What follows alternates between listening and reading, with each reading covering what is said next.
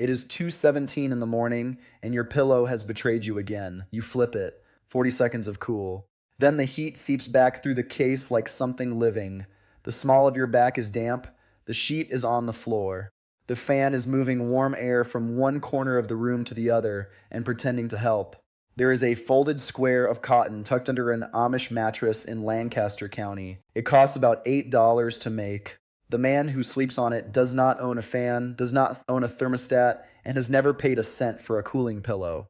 My grandfather kept something like it in the cedar chest at the foot of his bed.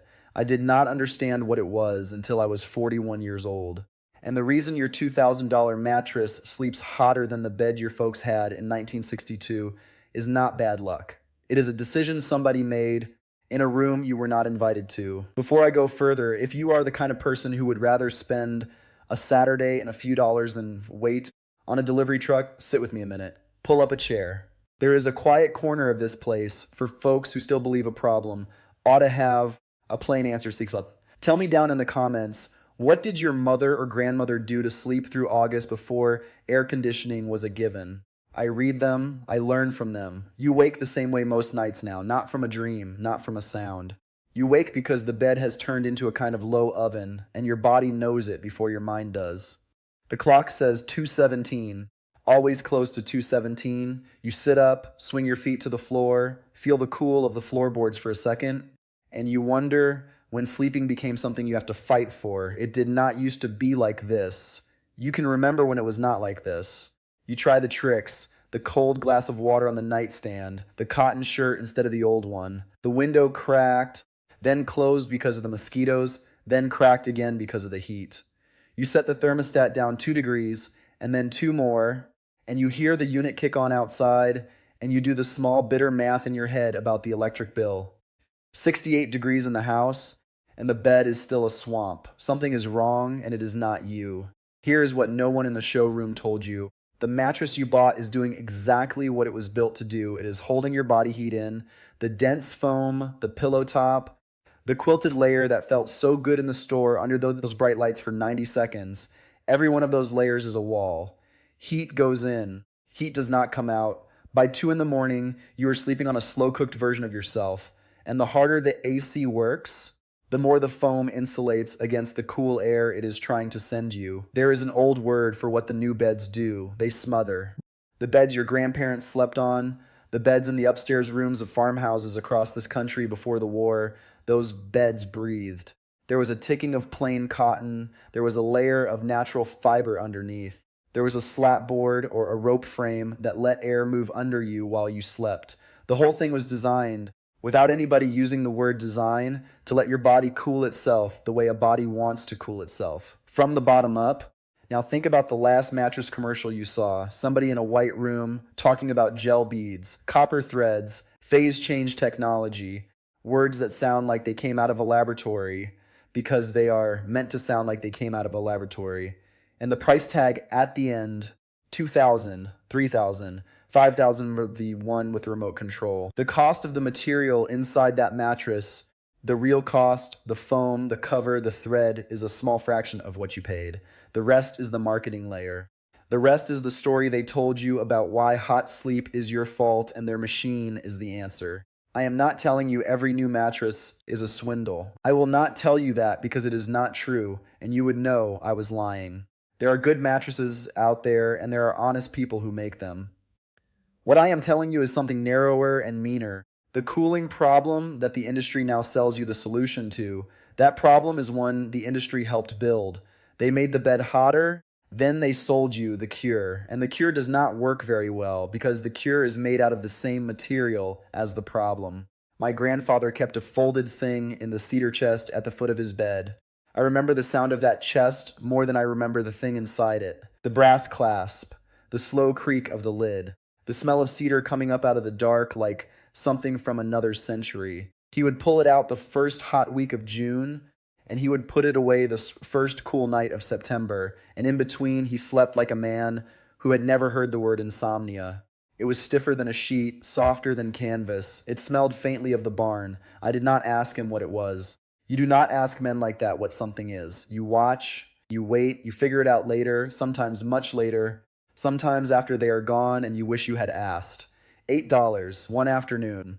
A folded square of cloth that does what a $2,000 mattress cannot do. Before I show you how to make it, you need to understand the shape of the lie underneath your sheets, because once you see it, you will never pay for the cure again. It is a pad.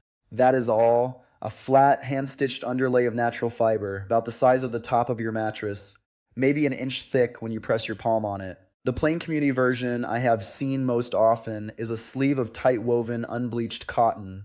Muslin works, plain ticking works, with a thin layer of carded wool laid inside it like a blanket folded once. You stitch the edges shut with long, loose basting stitches, the kind a child could do at a kitchen table. No machine, no pattern, no special skill. You slide it between your mattress and your fitted sheet, and that is the whole trick.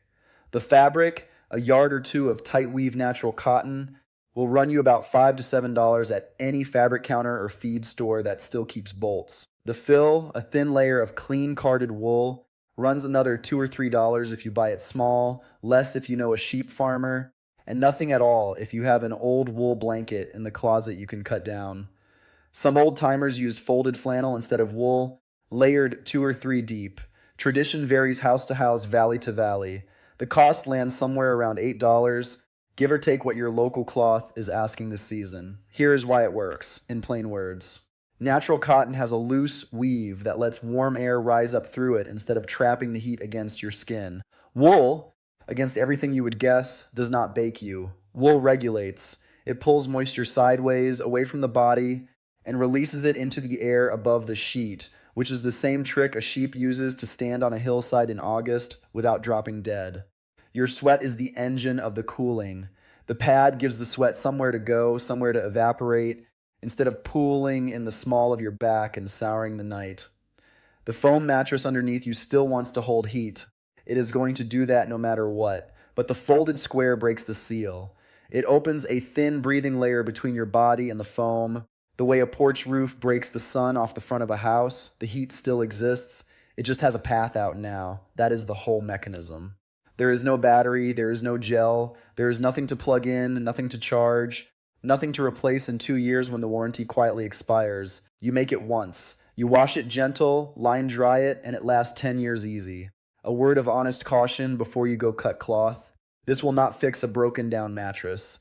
If your bed is 10 years old and sagging in the middle, the pad will help, but it will not bring the dead back. It will not turn a bedroom that runs 85 degrees with the windows shut into a cool room. You still need a cracked window, a shaded side of the house, a ceiling fan if you have one.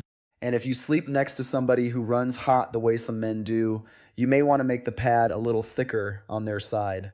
Tradition holds you build it for the sleeper, not the showroom. Stop a moment before I go on. I want to hear from you. Down in the comments, tell me what your mother did, or your grandmother, or the old aunt who slept in the upstairs room with no fan. What did the women of your house do to get through August before central air was a given thing? There is more wisdom in those comments than I could fit in a whole video, and I read every one of them. Somebody reading right now is going to learn something from what you write that I could not teach them. That is how this works. That is how it always worked. The first night you sleep on the folded square, something quiet happens. You will go to bed expecting the usual fight.